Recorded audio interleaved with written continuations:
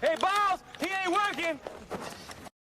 So just while I've been doing a town hall as part of our Californiable tour up in Glenn County, just heard this news from the Supreme Court. Common sense moving forward on this issue of parental notification. Of course, parents should be told about major things affecting their children. The fact that we're even having this conversation shows you how far gone things have gotten in California with this far left ideology. It's exactly the same about biological boys and girls sports. People just look at all this and think, what is going on? What is going on? Well, what's going on now is that sanity is returning. And when I'm governor, sanity will be fully returned. And all of this far left nonsense. And so that was Steve Hilton from California. He's running for to become the next California governor. And I wanted to highlight this, the Supreme Court giving Gavin Newsom a L on whether or not parents should be notified if their children are talking about transitioning. Because when we look at these big states like California, Texas, Florida, New York, these type of states, it's important to also understand what could have a trickle down effect into your state, into your local precincts, into your town, your schools. And so I think it's very good that we can highlight this, because for so long we have softened laws across the board. We have let people implement policies that don't make sense. And so I think it's important that we highlight what the Supreme Court did today, because it sets the precedence of parents should know what's going on with their children. They tell us, if your kid missed school so many days, you're getting a note. You may be getting arrested for that, right? How can you have it that way, but I don't need to know the information for what my child is going through, or if they're wanting to transition. Make it make sense. It doesn't make sense at all. Kudos to the Supreme Court. Let's review what they had to say on CNN. We're getting some breaking news out of the U.S. Supreme Court. Let's get right to CNN's Joan Biskupic. Joan, we're talking about two cases here. Let's start with the first one involving transgender students. That's right, Jake. And these have just come in, and both were decided by the conservative supermajority prevailing over the dissents of the court's three liberals. The first involves a California education policy that prevents teachers from informing parents about a student's gender expression. If a middle schooler, for example, and there were middle schoolers at issue in this case, want to transition and use different gender pronouns, the school policy there in California was. So basically, you want to give teachers, these administrations, more power than the parents, essentially. They bad enough. Kids are not even being educated clearly in this time. But on top of that, now you giving the responsibility of someone else's child to a teacher. How does that even make sense? How is that even designated to make any type of sense? This is why we have to be careful who we are electing into these offices.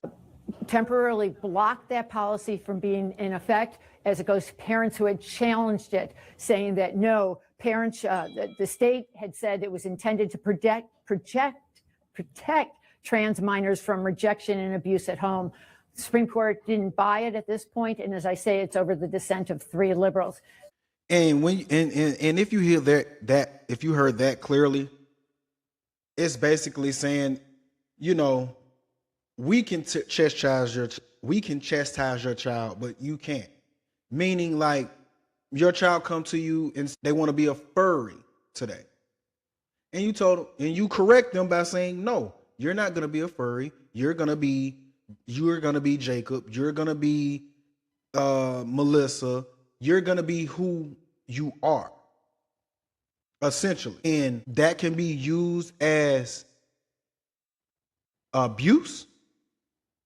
Like, think about what they're saying. Think about what they're saying. And it's okay for them to control your household, but I guarantee they would not let you run theirs. Like, it's just amazing to me. Let's hear what Gavin Newsom had to say about all of this. Service members that died because of his operation and his declaration of war without congressional consent. He still has not articulated clear vision of what the end game is, period, full stop. There's no War Powers Act that's been exercised. I'm glad Congress is doing its job this week. Energy prices are up across the globe. Oil prices are up. Gas prices are going up. Every $10 increase in a barrel is roughly 24 cents per gallon that you'll be paying more because of Trump's war. Unfunded war, as he's cutting food stamps because he says he can't find money, as he's cutting taxes to the most well-heeled and well-off. They didn't even ask for those tax cuts. Answer the as question. He's cutting Medicaid programs. And people are struggling with affordability. After he quite literally doubles down on stupid, meaning the existing policies of this administration at the State of the Union, offering no new strategies and no pivot from an economy that's slowing down with the worst job growth since 2013, inflation that is now going back up. The only saving grace was gas prices, and now they're spiking up. I don't know how much more I can deal with this, right? Clear delusion. We don't want to hear about the president and what he got going on over here. Let's talk about what's in front of us. You went all the way around the world. So y'all got to understand that this is clearly someone being disingenuous. We know he's prepping himself to go on a trail for 2028. Let's just be honest. Let's just call a spade a spade. But clearly, you don't want to answer the hard question. The Supreme Court kicked back something that you implemented. And you don't want to answer the question for that? Because you can say whatever you want to say about Trump. You can say he don't answer questions. No, we're talking about you. Trump don't answer questions. Trump do this. Trump. No, you. We're talking about you, sir. We're talking about how California on your watch continues to falter. Just the other day, I just did a video on a registered sex offender that's in Fresno that is trying to run for a city council. I just did a video on a serial predator that still thinks about kids that's supposed to be serving 3 life sentences is set to be released. Hey, fix your house first. Don't worry about President Trump. Don't worry about all this other stuff over here. No, fix right here. But hey, I digress. Sorry for going on a tangent right there, but it just like irks my nerves that some of these people don't want to answer questions. I think understandably, bottom line is that we have to get back to things that make sense. Get back to morals and ethics. And that how did we get so far where parents don't have an opinion? Parents don't have authority. We give them so much power when it comes to make sure your children is eating. Make sure they have a roof over their head. Make sure they're getting all these type of qualities. But when it comes to an agenda that is being pushed and that you don't want, it's echoes of silence.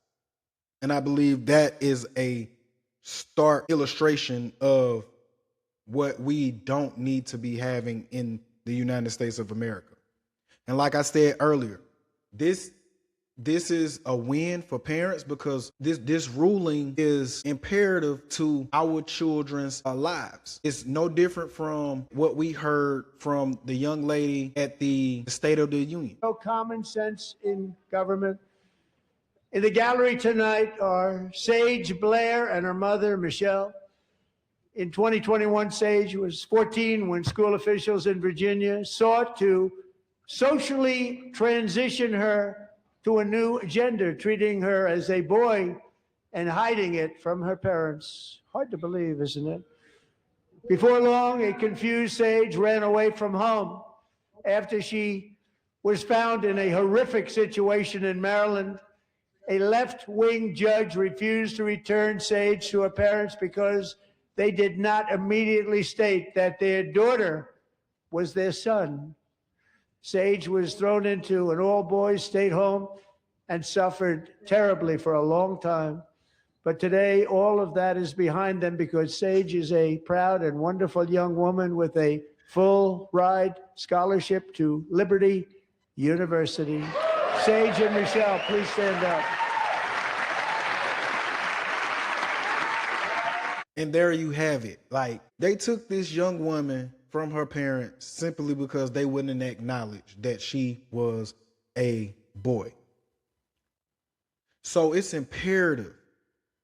Like, it's imperative that we don't continue to see this type of rhetoric and type of behavior coming from our states, coming from our government. But y'all let me know what y'all think in the comments. Remember to like, share, subscribe, and hit that notification bell. It's your boy Mercy. I'm out.